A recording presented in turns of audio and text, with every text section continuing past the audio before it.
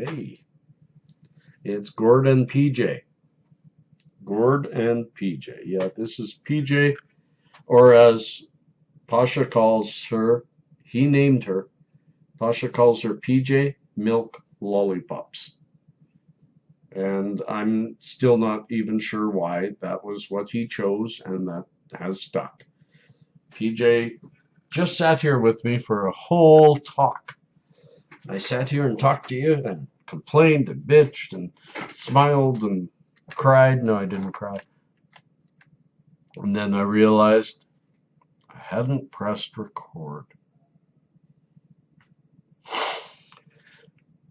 So happy Thursday, everybody. It's Gord.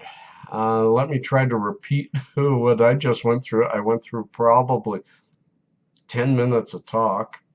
Sorry, I'm a mess. I'm waiting on a delivery from MMJ. This delivery just has some stuff for the shop, some more business cards to hand out to people and stuff like that. But when the delivery's coming, I don't have my morning shower, then my beard's all over. Anyways, I haven't decided what I'm going to call this yet. It may be Waking Without Bacon, but it may be a talk on procrastination. And yes, that almost rhymes. I could almost be a rapper, but no, I couldn't. I've got rhythm. I just can't sing.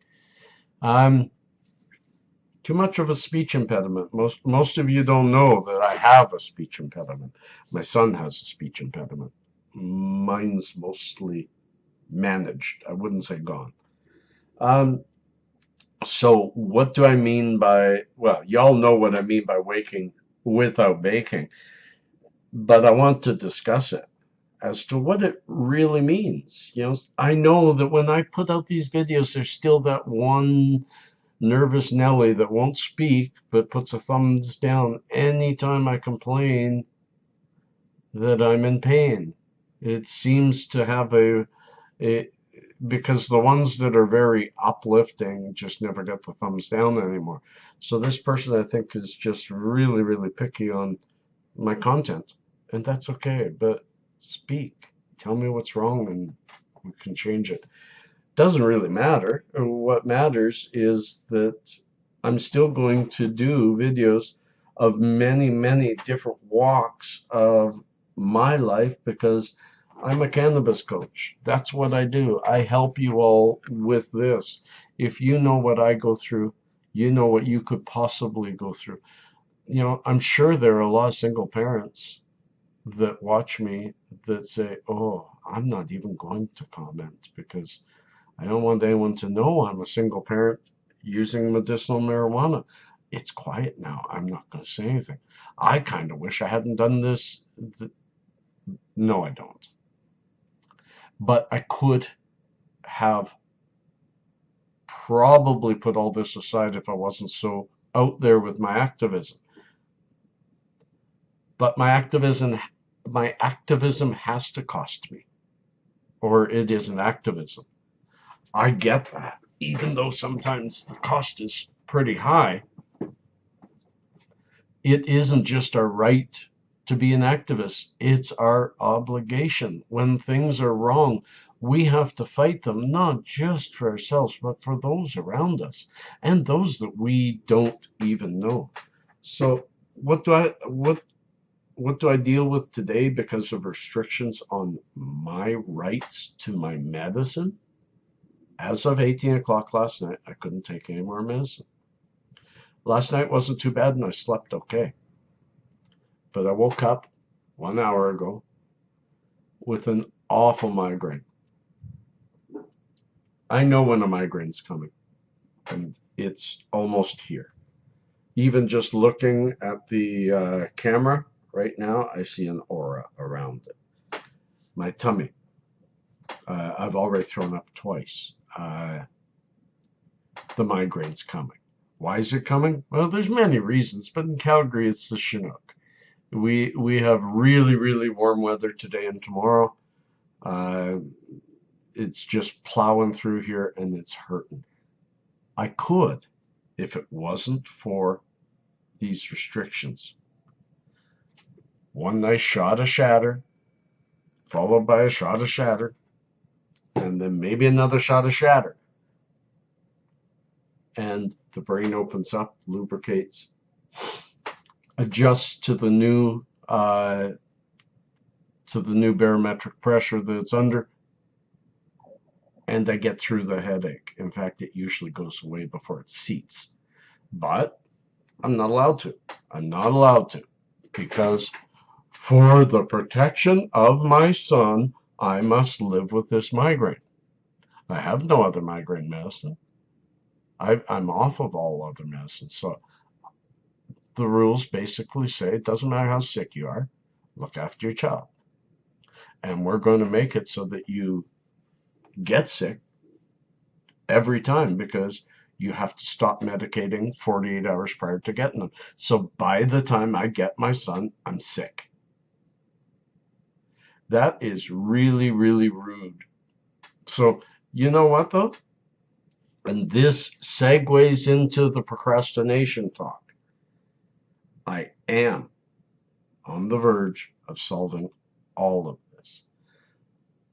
Having waited until now, whether it was because of money, because of pain, because of sadness, because of withdrawals from my pharmaceuticals, all the things that brought me to this point, to this day, were meant to bring me to this point, to this day, without this solved yet. Because yesterday, the government was really given a beat down by the courts for their lack of protection of human rights under the Medicinal Marijuana Acts, MMAR, MMPR. They were let known that their killing of the growth of allowing grow ops in the MMAR program was wrong. The injunction holds. They have 6 months to fix that. The MMPR program was trashed by the courts as totally unconstitutional, not allowing people proper access to any place they want to legally buy it from, forcing people into a certain economic standpoint that they can't afford, not allowing them to grow, therefore forcing them to purchase medicine that can be much cheaper. All our rights were being stepped on, and they knew it. They knew it. It was the most restrictive act ever. And the government basically said, look, I'm throwing it all away. In fact, MMPR, they trashed it. They said the program that I'm under, you have 6 months to fix it because it's debunked. The government said this is way off, not within human rights.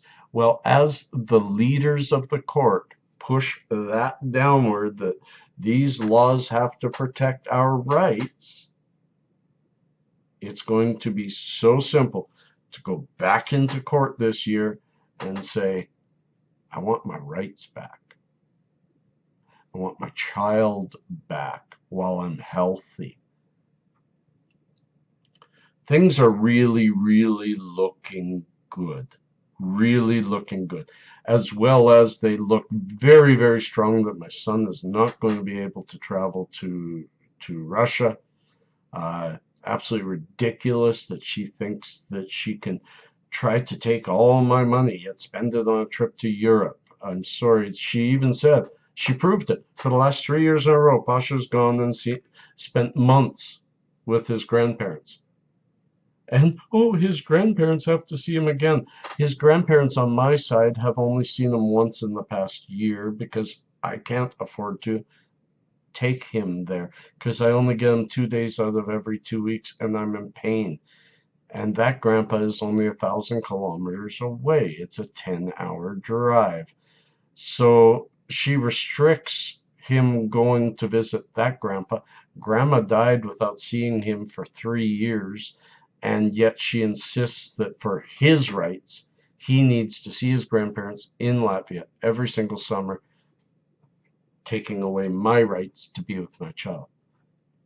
That's going to be an easy thing to spell out in court. I just need someone to say it better than I do.